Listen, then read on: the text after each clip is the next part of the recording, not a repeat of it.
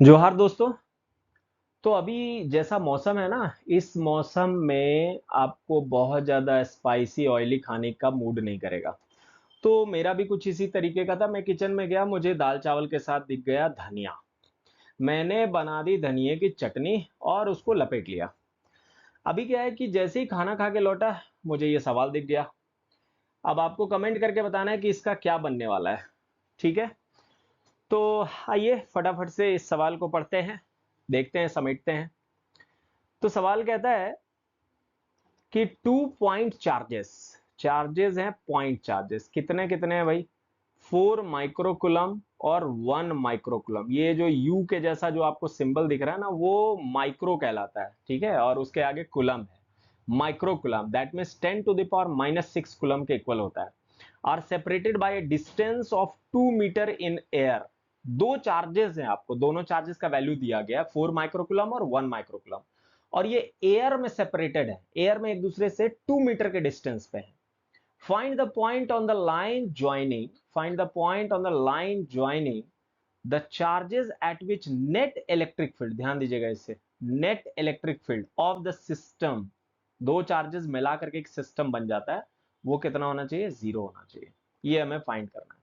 देखिए, आपके रेफरेंस के लिए एनसीईआरटी से ये डायग्राम उठा करके ला रहा हूं कि आखिर ऐसा क्यों, सवाल ऐसा बना ही क्यों।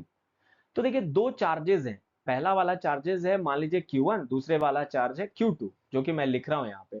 और आप देखेंगे कि जो चार्जेस हैं, अगर वो पॉजिटिव नेचर के हैं, तो इनका जो इलेक्ट्रिक फील्ड लाइन है वो आउटवर्ड होता है। ऐसा आप पढ़ेंगे, एनसीईआरटी जब पढ़ेंगे तो उसमें लिखा रहेगा कि जो पॉजिटिव चार्जेस होते हैं उनका जो इलेक्ट्रिक फील्ड लाइंस होते हैं वो आउटवर्ड होते हैं। जैसे आप यहाँ देख पा रहे हैं, चार्जेस से निकलने वाली इलेक्ट्रिक फील्ड लाइन हमेशा किधर जा रही है? आउटवर्ड, बाहर की तरफ जा रही है। तो मान लीजिए एक दूसरे की तरफ आने वाली लाइंस जो है एक दूसरे से क्रॉस नहीं कर सकते हैं, इसलिए ये बेंड कर जाती है। देखिए, ये इधर बेंड कर गया, ये इधर बेंड कर गया, ठीक है ना।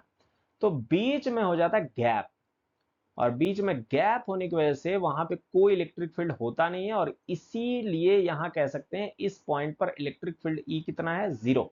इनके बीच का जो रीजन है वहां पर इलेक्ट्रिक फील्ड कितना है? 0। और इसी वजह से आपको ये क्वेश्चन अराइज हो रहा है। तो क्वेश्चन में मैं इस तरीके से एज्यूम कर सकता हूं कि बिल्कुल क्वेश्चन की तरह मेरे पास दो पॉइंट चार्जेस हैं।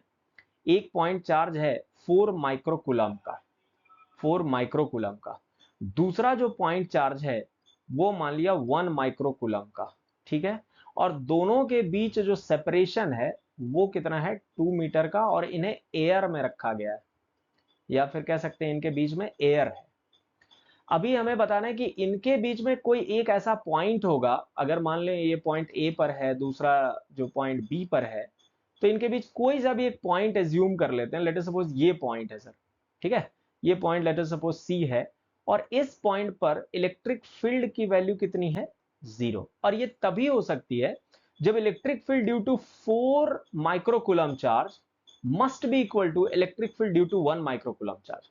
आइए यहां डिटेल में थोड़ा समझाता हूं, ठीक है। तो अभी क्या करते हैं, सबसे पहले मान लेते हैं कि पॉइंट ए से सी तक का जो डिस्टेंस है वो लेट अस सपोज x है ना। मतलब पहले वाले चार्ज से किसी एक चार्ज से निकाल लूंगा तो फाइंड हो जाएगा। तो मैं मान लेता हूं कि पहले वाले चार्ज से, दैट मींस 4 माइक्रोकुलम वाले चार्ज से x डिस्टेंस पर एक पॉइंट C है, जहां पर इलेक्ट्रिक फील्ड इन दोनों चार्जेस के कारण जो बन रहा है वो कितना है? 0। दूसरे वाले के लिए कितना हो जाएगा?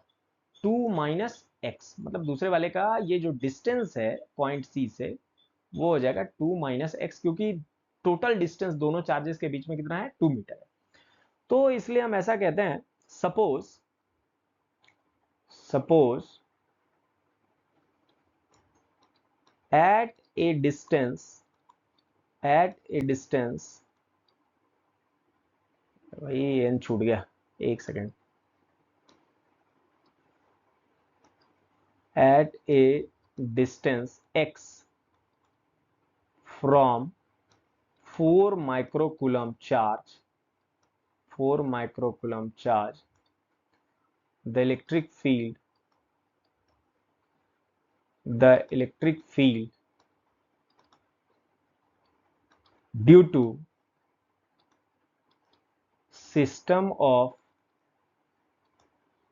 charges is 0। ठीक है, दो चार्जेस को मिलाकर के एक सिस्टम बन रहा है, इसी वजह से सिस्टम वर्ड का यूज किया है। तो हम ऐसा लिख सकते हैं क्या?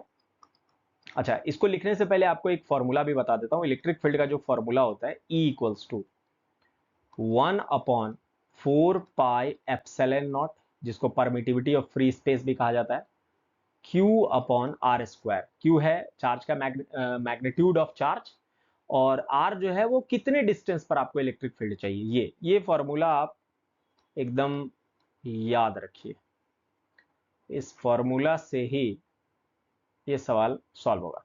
अच्छा, कभी कभी क्या करते हैं कि इसी को हम लोग ऐसा भी लिखते हैं, E इक्वल्स टू, ये जो 1/4πε0 है उसको K लिख दिया जाता है, KQ/r², ऐसा भी लिख देते हैं।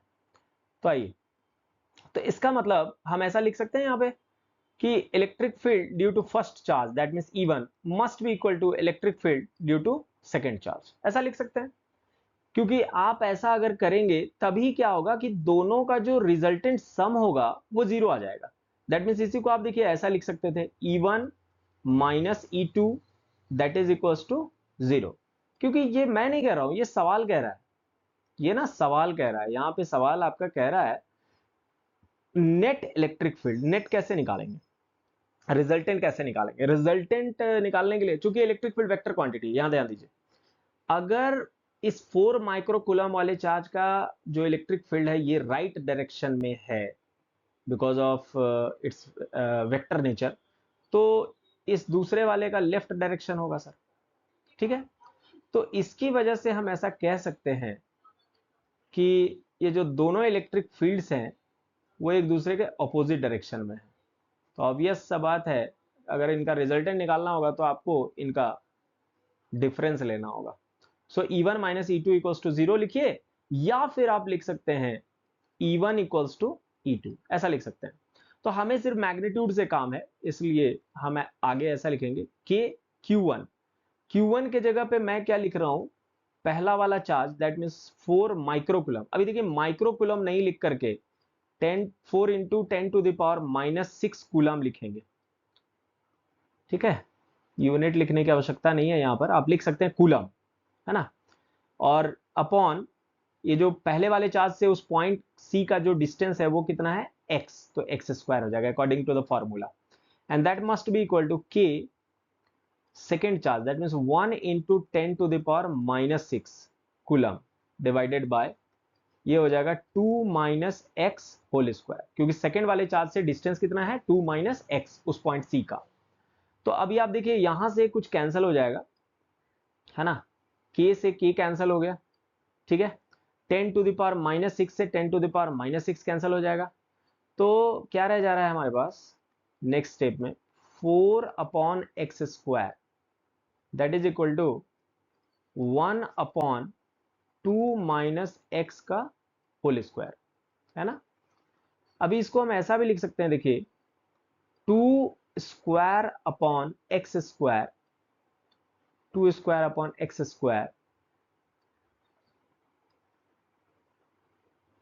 ये थोड़ा गंदा हो गया, 2/x² equals to 1/2 minus x whole square. तो अभी इसको आगे अगर लिखें तो आप देखिए दोनों साइड से अगर स्क्वायर हटा दें तो हमारे पास आ जाएगा कुछ ऐसा equation, 2/x equal to 1/2 minus x, cross multiply करते हैं तो 2 2 जार 4 minus 2x equals to x, और 3x equals to 4 implies x equals to 4/3 metre. ठीक है, यही आपका आंसर होगा। मतलब पहले वाले चार्ज से ये जो डिस्टेंस आप देख पा रहे हैं पॉइंट सी का, ए से पॉइंट सी का जो डिस्टेंस होगा वो हो जाएगा 4/3 मीटर, जो कि आपके ऑप्शन नंबर बी में है। B is the correct answer. ठीक है, तो इस तरीके का सवाल जनरली बोर्ड एग्जाम्स में पूछा जाता है, कॉम्पिटिटिव एग्जाम्स में भी पूछा जाता है, तो आप इसकी प्रैक्टिस करेंगे। इसके जैसे बहुत सारे सवालों की ना क्या बना देंगे, आपको कमेंट करना है, याद रखना। ठीक है, मिलते हैं अगले वीडियो लेक्चर में, तब तक के लिए बाय बाय, टेक केयर।